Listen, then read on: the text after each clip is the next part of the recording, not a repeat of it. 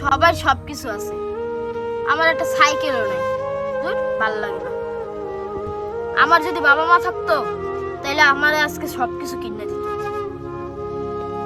ইয়াসিন ভাই, তোমার মন খারাপ?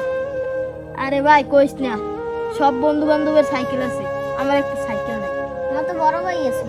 না, আমার বড় ভাই অল্প টাকা বেতনে চাকরি করে, দিতে পারবো না। ভাই, তোমার ভাইয়ের তো মন খারাপ, তার মনে একটা সাইকেল লাগে। আচ্ছা দেখি কি করা যায়।